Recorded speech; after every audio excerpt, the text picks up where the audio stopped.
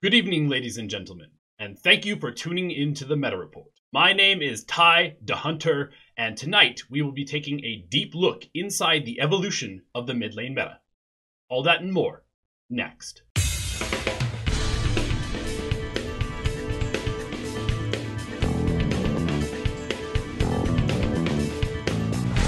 The mid lane is a highly coveted role that is often thought of as the most impactful role in public matchmaking.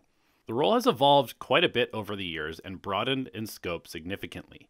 In this expose, we will dive into the mid lane meta and the heroes that many professional players have relied on to climb the ranks of the Dota 2 ladder. This is not going to be a quick tier list of good picks for patch 7.24, but more of a deep look at the role and how to maximize your mid lane impact regardless of what heroes are popular. Hero number 1 is the Tempo Controller. We hear the word tempo or pace being used a lot more these days in Dota to describe a style of play, a draft, or various heroes in a game. It was in the mid lane, however, that the concept originated, and though the mid lane has gone through many changes over the years, the power of a tempo-controlling mid hero remains one of the most important concepts to master for any mid player looking to improve their win rate. Tempo, or the general pace of the game, is an incredibly important thing to be able to control. Being able to dictate when and where your opponents have to play or defend opens up a whole host of possibilities for your team to play around. Tempo control is usually thought of in terms of an aggressive move and often favors heroes like Queen of Pain, Puck, and Lina who create chaos, pressure, and distraction through early fighting. These types of heroes are often looking to rack up the kills and snowball their early lead into a decisive mid-game advantage. Tempo controllers generally fall off towards the later stages of a Dota game, but can evolve into a carry if far enough ahead. Tempo control can also be used for defensive purposes when playing from behind to force fighting or rotations to the enemy side of the map and delay the game for your other teammates to come online. Split pushing or cutting creep waves and picking off supports looking to secure map control for the enemy with wards are all jobs of the tempo controlling hero. Because of their multifaceted role in the game, tempo controllers can often be picked earlier in the draft and shouldn't be relied on to carry the game by themselves in most cases. A tempo controller is a great pick when you're trying to make up for slower paced heroes on your team, and they should usually look to enable the timings of their teammates. In the current patch 7.24, great examples of tempo controlling heroes that are very popular right now in the pro scene are Void Spirit and Puck. So you can consider adding one of these two to your hero pool, or keep an eye out for other heroes that have a similar style of play in other metas. Hero number 2 is the carry. Because mid lane often ends up as a 1v1 matchup, it can be a great place to put carries who benefit from solo experience as well as specific matchups. Even in potentially suboptimal matchups, the mid lane has easy access to a ton of extra farm in the jungles to accelerate with. In many Dota games, the correct play for the carry is to simply push the wave and then jungle, and the mid lane is the perfect location for a carry to employ this strategy and avoid a bad laning matchup. Because of this, we often see carries that have a strong mid-game power spike favoring the mid lane, especially if they have a farm accelerating skill set. Mid lane carries focus a lot more on farming than rotating, and are especially powerful when the rest of their team can play towards them from the side lanes. Mid lane carry heroes also pair very well with supports who value extra gold and experience early, and can take over defense of the mid tower when the carry commits to jungling.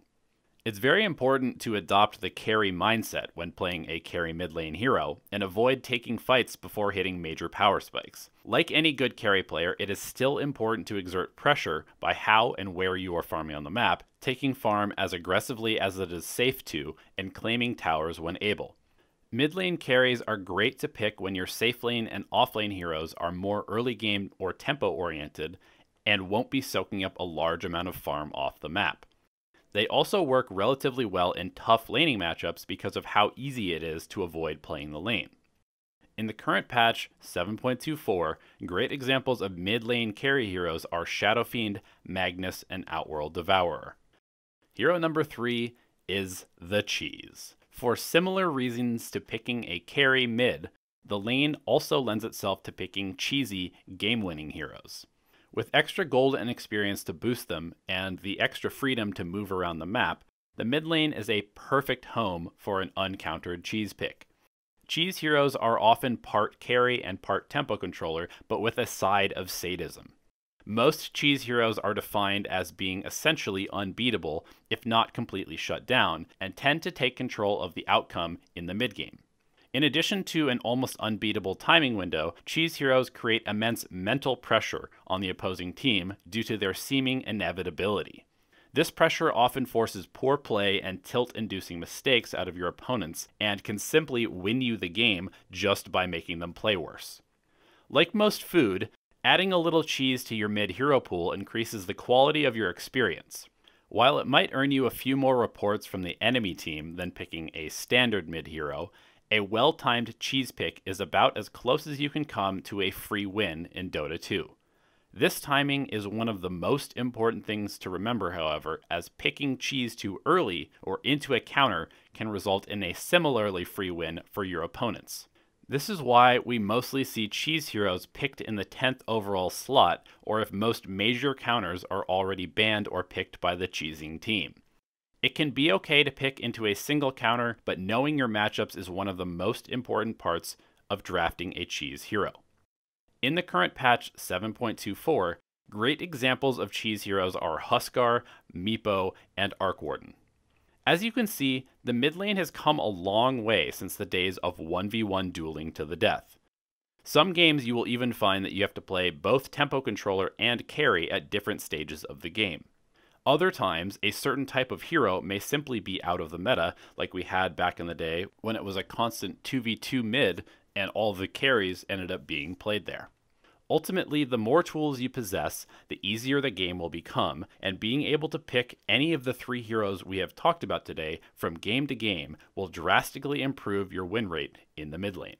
So thank you for tuning in to this video and watching yet another episode of the Meta Report. If you haven't already, please subscribe to the channel and let us know what you think about this content down in the comments section below.